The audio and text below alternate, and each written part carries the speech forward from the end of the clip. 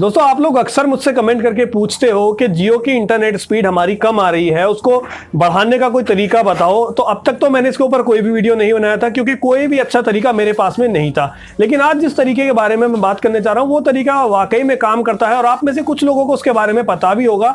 तो वीडियो के second part में ये भी आपको बताने वाला हूँ कि वो तरीका दरअसल काम कैसे करता है। तो अगर आप लोग इंटरेस्टेड हो अपने जियो की स्पीड बढ़ाने में तो इस वीडियो को पूरा एंड तक देखना। और जिन लोगों को ये सवाल है कि स्पीड बढ़ती कैसे है वो भी बताऊंगा, तो वो लोग भी वीडियो को पूरा एंड तक देखें। अगर वीडियो अच्छा लगे वीडियो को लाइक करके जाना, चैनल पर नए हो चैनल को सब्सक्राइब करना इन फ्यूचर भी ऐसे वीडियोस पाने के लिए।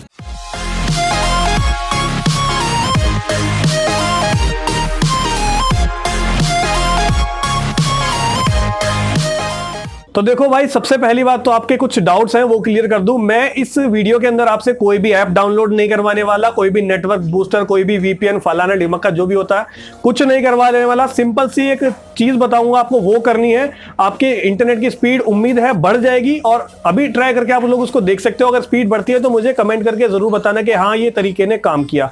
अब तरीका क्या है, देखो नॉर्मली जब आप कोई भी इंटरनेट ब्राउज कर रहे होते हो तो आप क्या करते हो, नॉर्मली इंटरनेट चला रहे हो अपना मोबाइल डेटा ऑन करके। लेकिन अगर मैं आपको कहूं कि आप जब इंटरनेट चला रहे हो तब आप किसी को भी कॉल कर लो, अपने फ्रेंड को, या फिर आपके घर में कोई भी नंबर है, आपका कोई दूसरा फोन है, उस नंबर पे आप कॉल कर लो। और कॉल करने के बाद में आप कॉल के दौरान ही इंटरनेट चलाना। आपका जो इंटरनेट है वो काफी अच्छा चलेगा। नॉर्मली अगर आपको आधी स्पीड मिल रही है, फॉर एग्जाम्पल 10 KB की 20 KB की मिल रही है, तो वो दुगनी हो जाएगी। और कई केस में क्या होता है, आपकी KB की स्पीड MB तक भी पहुंच जाती है। और ये तरीका मैंने पर्सनली टेस्ट किया है। गौरव अक्सर इस तरीके का इस्तेमाल करके इंटरनेट चलाता है क्योंकि कई बार उसको डेटा कनेक्शन की प्रॉब्लम होती है। और भाई अब आपको सीधा सीधा बता देता हूं ये तरीका कैसे काम करता है। मैंने ये तो बता दिया काम करता है, कैसे काम करता है वो बता देता हूं।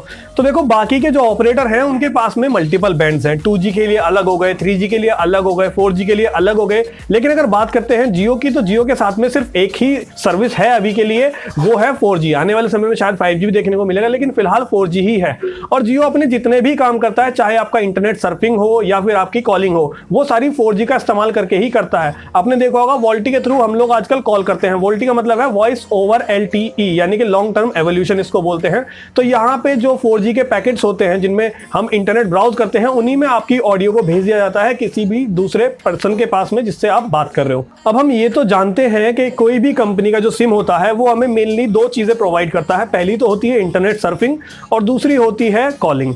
अब यहाँ पे कॉलिंग कहीं ज्यादा इंपॉर्टेंस रखती है बजाय आपके इंटरनेट सर्फिंग के। वो एक बार को मंदी होगी या कई बार नहीं भी होगी तो आपका काम चल जाएगा।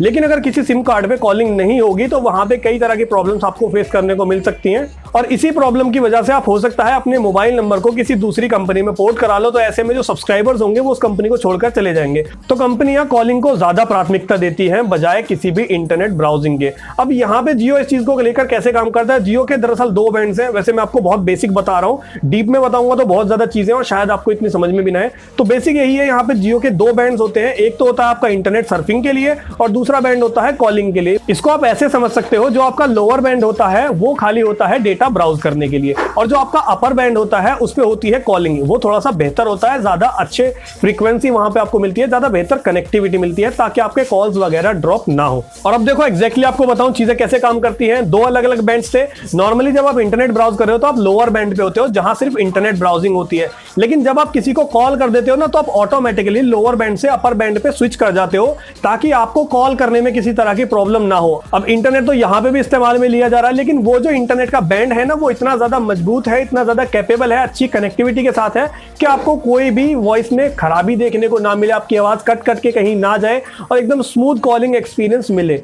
तो ऑटोमेटिकली आप जब कॉलिंग वाले बैंड पे चले गए तो आप अपना इंटरनेट ब्राउज करने के लिए भी जो कॉलिंग वाला बैंड होता है ना उसकी ही कनेक्टिविटी का इस्तेमाल करते हो। इसलिए आपकी जो कॉलिंग होती है वो बेहतर होती है, आपका जो इंटरनेट ब्राउजिंग होती है वो थोड़ी सी और बेहतर हो जाती है, क्योंकि आपने उस पुराने वाले बैंड को यानी कि लोअर बैंड को छोड़ करके एक नया बैंड जो कि अपर बैंड है उस पे स्विच कर लिया है। और वहीं बात करते हैं लोअर बैंड की जिस पे आप सर्फिंग करते हो, तो वहां पे भाई देखो इंटरनेट तो अक्सर लोग चलाते ही रहते हैं। आजकल हर किसी का इंटरनेट ज्यादातर ऑन ही रहता है, मोबाइल फोन रखा हुआ है जेब में तभी भी। तो बहुत सारी बैकग्राउंड में एप्लीकेशन होती है जो इंटरनेट को यूज कर रही होती है, या फिर ज्यादातर लोग जो फ्री होते हैं वो इंटरनेट ब्राउज करते रहते हैं। लेकिन कॉलिंग ज्यादा लोग तभी करते हैं जब उनको जरूरत होती है, हमेशा वो कॉलिंग नहीं करते रहते हैं। हाँ, कुछ लोग होते हैं जो मतलब हमेशा लगे रहते हैं अपनी गर्लफ्रेंड वगैरह के साथ में, लेकिन कम होते हैं as compare to internet users. और एक और फर्क आता है ट्रैफिक का। जो हमारा इंटरनेट वाला लोअर बैंड होता है उस पर ज्यादा यूजर्स होते हैं, क्योंकि हर कोई हमेशा इंटरनेट यूज करता रहता है, लेकिन कॉलिंग लोग इतनी ज्यादा नहीं करते, दिन में 1 घंटा 2 घंटा कर लेते हैं, जबकि बाकी टाइम में इंटरनेट सर्फिंग करते हैं।